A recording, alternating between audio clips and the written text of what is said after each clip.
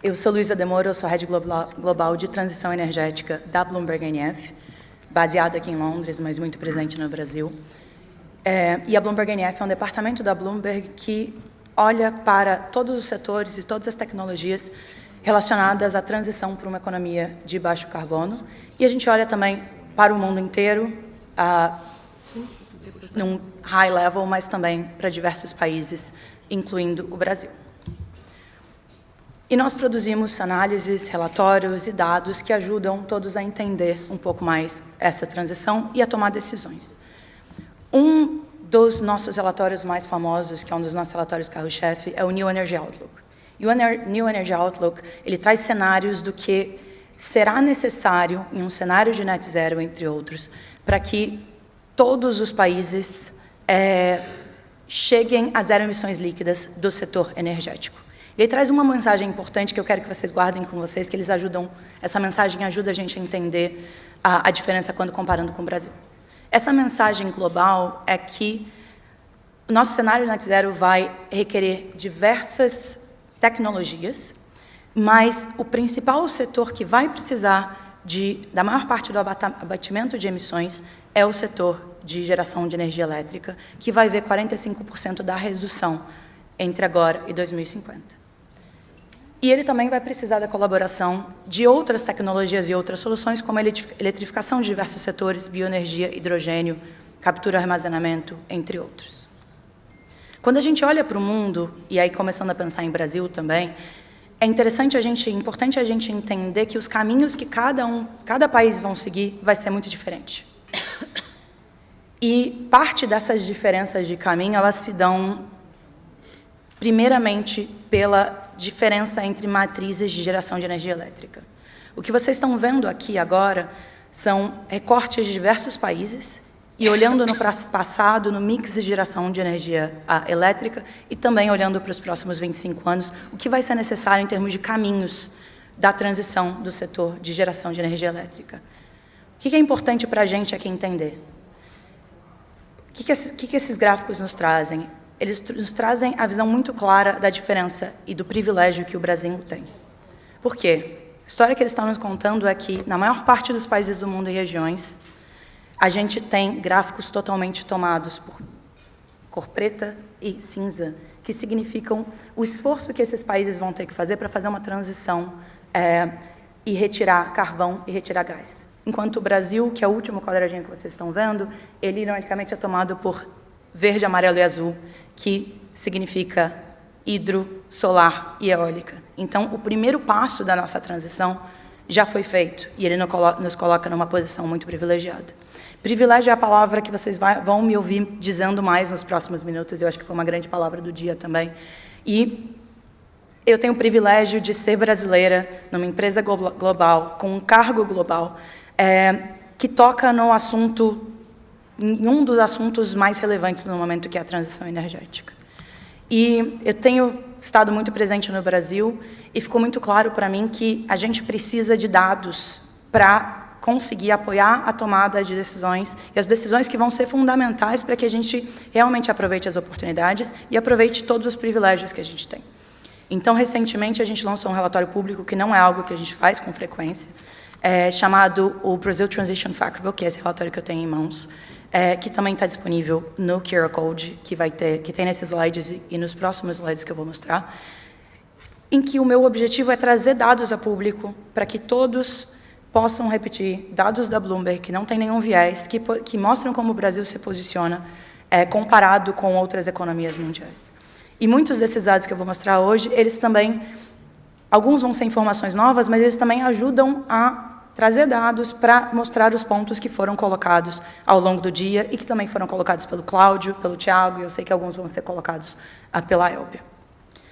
Primeiro ponto que eu quero trazer com clareza, em contraponto ao primeiro gráfico que eu trouxe, é o caminho do Brasil. O caminho do Brasil, quando a gente fala de transição do setor elétrico, ele sim vai necessitar de mais construção de plantas de energia renovável, mas ele vai ser principalmente construir em torno da transição de outros setores, isso inclui eletrificação de alguns setores, como industrial, transporte, edificações, também bioenergia, hidrogênio e captura e armazenamento de carbono.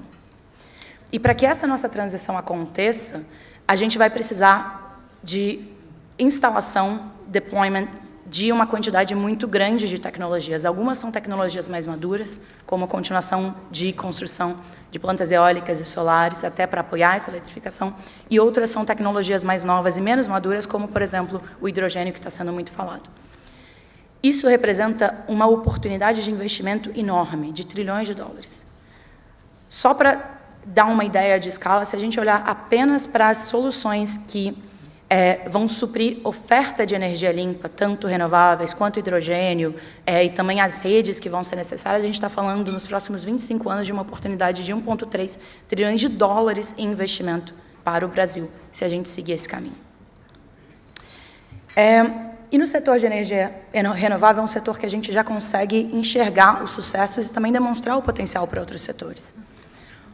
A gente fala muito de potencial de investimento, e esse potencial ele já é provado hoje. O Brasil, se a gente olhar para números de investimento globais em tecnologias de transição energética, o Brasil é o 6º maior país do mundo em investimento em 2023.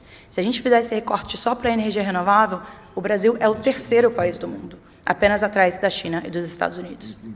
No ano passado, a gente foi também o 3º país do mundo em termos de instalação de novas plantas solares e eólicas. E com a Elbe aqui, e eu sei que ela vai trazer esse ponto, ele já foi falado hoje, eu não posso trazer uma informação importante que já é conhecida pelos brasileiros, mas que traz uma surpresa muito grande e é muito questionada por estrangeiros, que é o fator de capacidade eólico que a gente tem, que é, de longe, o melhor do mundo. O que significa que, se a gente instalar a mesma turbina eólica no Brasil e na China, o Brasil consegue gerar com a mesma turbina quase o dobro que a China consegue gerar. E isso é a base de muito do potencial que a gente tem em vários setores. A gente também tem uma situação única e muito privilegiada no transporte. A gente não fala muito disso, mas o Brasil é um dos maiores mercados de veículos de passageiro do mundo. E a gente tem, quando a gente olha para um cenário de longo prazo, nos nossos resultados, nas nossas análises, a gente vê uma situação muito única no Brasil comparado com o resto do mundo, que é,